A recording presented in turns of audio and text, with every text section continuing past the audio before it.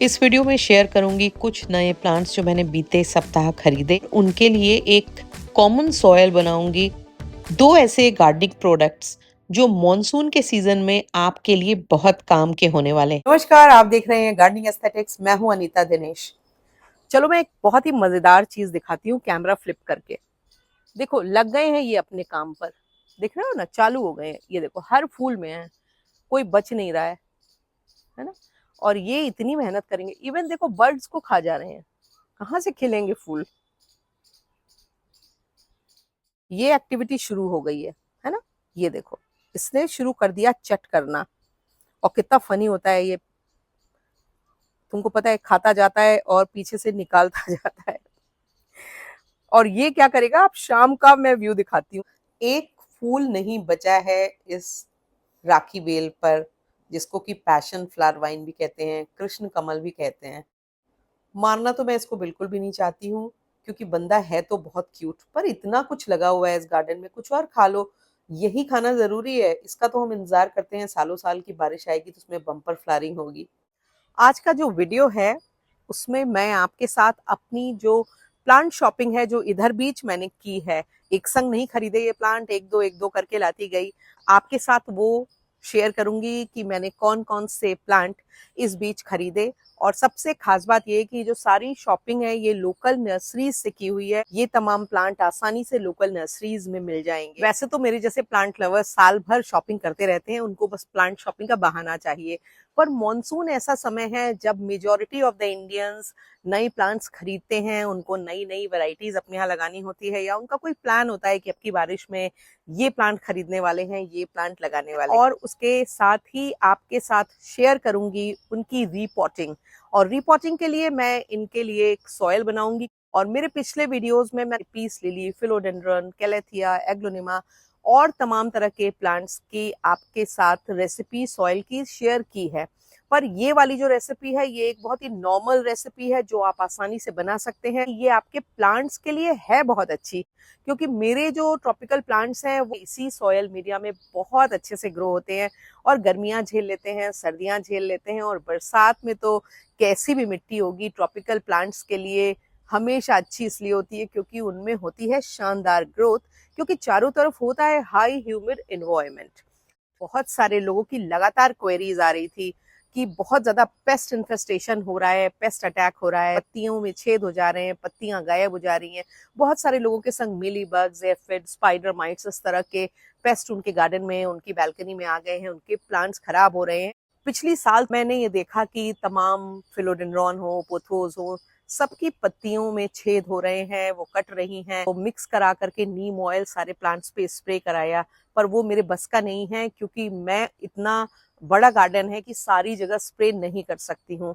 तो फिर मैंने तलाश शुरू की किसी ऐसे प्रोडक्ट की जो रेडी टू यूज हो। मुझे इस बार मैंने उगाओ की वेबसाइट से मंगाए हैं दो प्रोडक्ट्स जो मॉनसून में मेरी गार्डनिंग में बहुत हेल्प करने वाले हैं।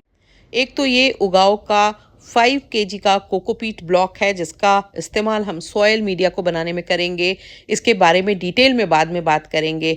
पहले बात कर लेंगे इस एक बहुत ही उपयोगी प्रोडक्ट के बारे में, जो है उगाओ का neem guard ready to use neem oil spray. अगर आपको नीम ऑयल का या कोकोपीट का आपको लिंक चाहिए तो वो आपको डिस्क्रिप्शन में मिलेगा सारी डिटेल्स के साथ। सबसे इम्पोर्टेंट और सबसे ज्यादा उपयोगी जो प्रोडक्ट है वो है ये neem guard ready to use neem oil spray.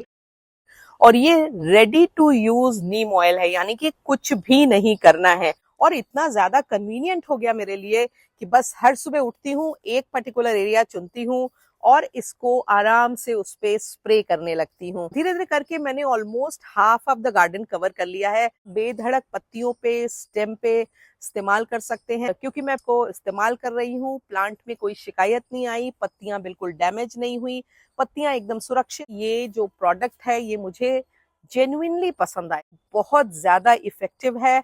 आप इसको अपनी बैल्कनी गार्डन में, अपने अपार्टमेंट में लगे प्लांट्स में आसानी से इस्तेमाल कर सकते हैं। कोई मेस नहीं होना है, कोई गंदगी नहीं होनी है। बस प्लांट पे आप स्टेम पे डालिए, पत्तियों पे डालिए, पत्तियों के पीछे इसको स्प्रे कर दीजिए और फिर 15-20 दिनों बाद आप चाहे तो उसको रिपीट कर सकते हैं अगर आपको लगता है कि कुछ नई पेस्ट एक्टिविटी हो रही है। तो इस प्रोडक्ट को मैं आपको रिकमेंड करूंगी, आप इस प्रोडक्ट को जरूर लीजिए। ये पूरी तरह से ऑर्गेनिक है, सेफ है, पेट फ्रेंडली है। कि मैं खुद भी कभी भी कोई केमिकल पेस्टिसाइड बिल्कुल भी नहीं यूज करती हूँ। मुझे लगता है कि शायद वो हमारे तमाम फ्रेंडली बग्स को भी एलिमिनेट कर देते हैं, जो कि हमारे हैं पर्यावरण के लिए अच्छा नहीं है। यहाँ पर बहुत ही बड़ी तादाद में आपको बटरफ्लाई के लार्वा मिलेंगे और तमाम फ्रेंडली बग्स के लार्वा मिल जाएंगे, पत्तियों के पीछे छुपे हुए, पत्तियों पे पलते बढ़ते हुए। तो ऐसे में मुझे हमेशा ये कंसर्न रहता है कि अगर मान लो मैं कोई केमिकल पेस्टिसाइड यूज भी कर लूं तो ये सब भी तो खत्म हो जाएंगे, और वो मुझे बिल्कुल नहीं चाहिए। चलो अब चलते हैं और दिखाते हैं आपको अपनी plant shopping. Plant shopping share करने के पहले हम बना लेते हैं एक बढ़िया सॉयल, जो आप अपने तमाम तरह के ट्रॉपिकल प्लांट में यूज कर सकते हैं बहुत कन्वीनियंटली। अलग अलग मीडियम्स को यूज करके आपको हमेशा सॉइल्स बताती रही हूँ। इस बार मैं आपको बताऊंगी कोकोपीट के संग किस तरह से आप मॉइस्चर रिटेनिंग सॉइल बनाएं। पीस लिली है, एग्लोनिमा है, फिलोडेंड्रॉन है, कैलेथिया है, तमाम ऐसे प्लांट हैं जिनके लिए आप एक अच्छी सॉइल बनाएं मॉइस्चर रिटेनिंग, जिससे कि उनकी ग्रोथ अच्छी हो और सर्दियों में, गर्मियों में उनके ऊपर जो ड्राइनेस होती है उसका असर नहीं हो। हम जानते हैं कि जो ट्रॉपिकल प्लांट्स होते हैं उन पे ड्राइनेस का सबसे ज्यादा असर होता है, यानी कि उनको ह्यूमिड वातावरण चाहिए, ह्यूमिडिटी चारों तरफ चाहिए। और अगर सॉयल अच्छी मॉइस्चर रिटेंशन वाली होगी तो एक तो नमी बनी रहेगी, बार बार पानी नहीं डालना पड़ेगा, जिसकी वजह से रूट रॉट नहीं होगा। हम एक सॉयल मिक्स तैयार कर लेते हैं जो इन तमाम प्लांट के लिए कारगर, और ये कोकोपीट और नॉर्मल गार्डन सॉयल से मिलकर के बनेगा।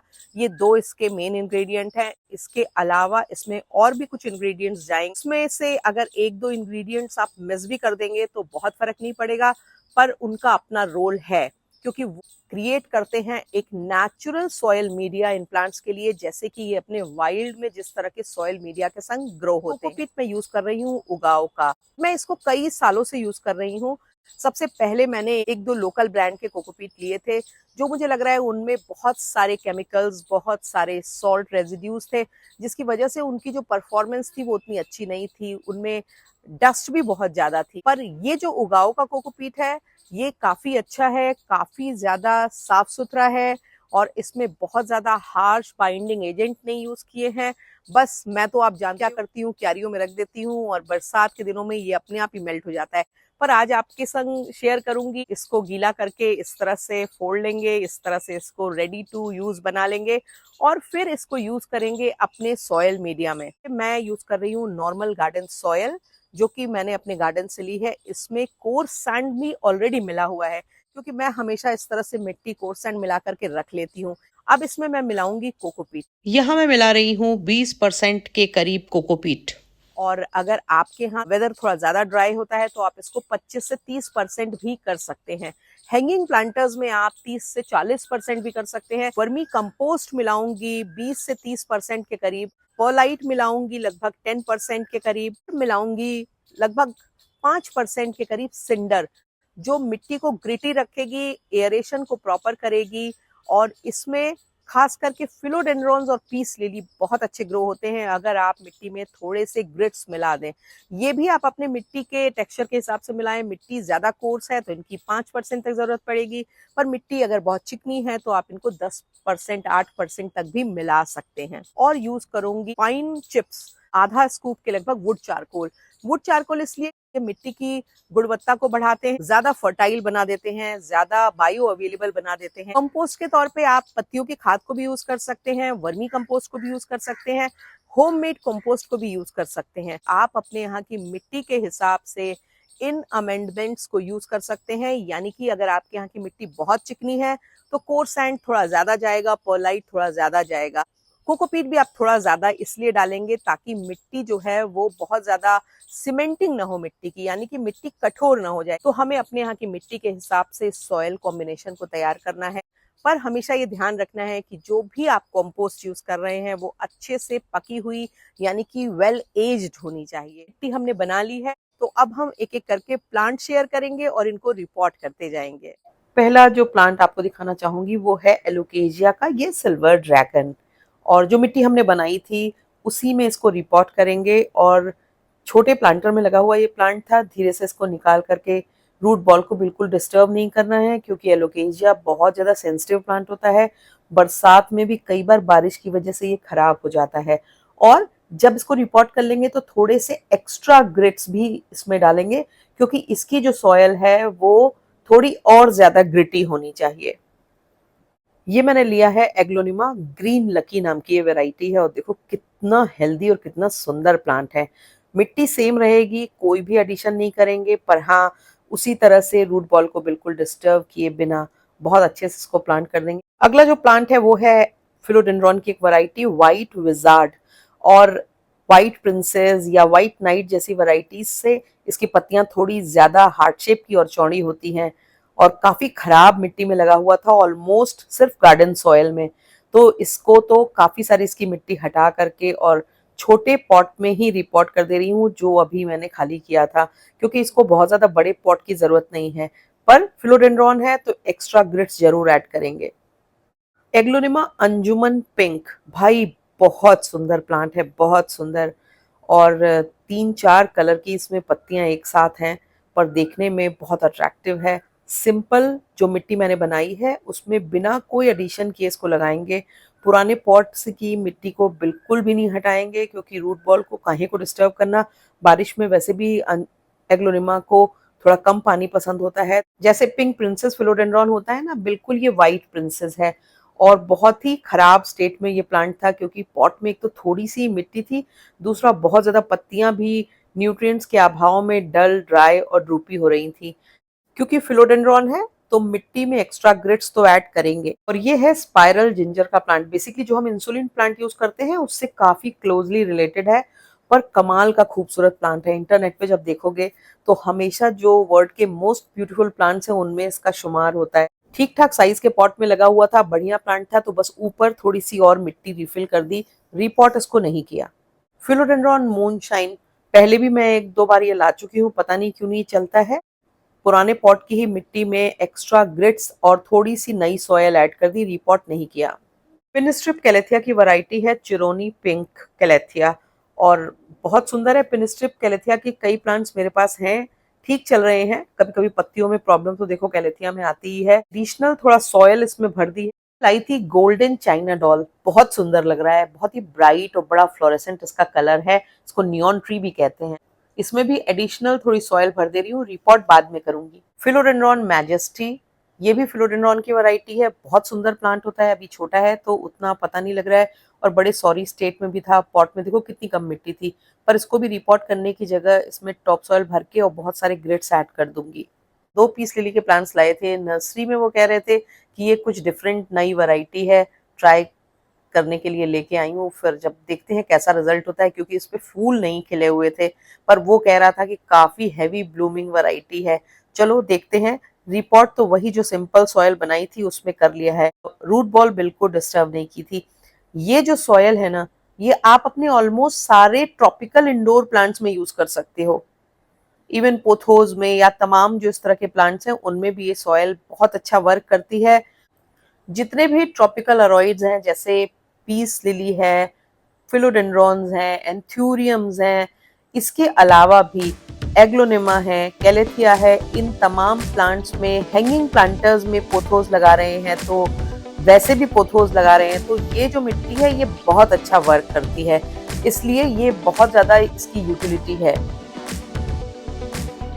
आप इस सॉइल में थोड़े से और अमेंडमेंट्स करके अपने ऑर्किड्स को भी इसमें आप ग्रो कर सकते हैं, बहुत अच्छा इसका रिजल्ट रहता है।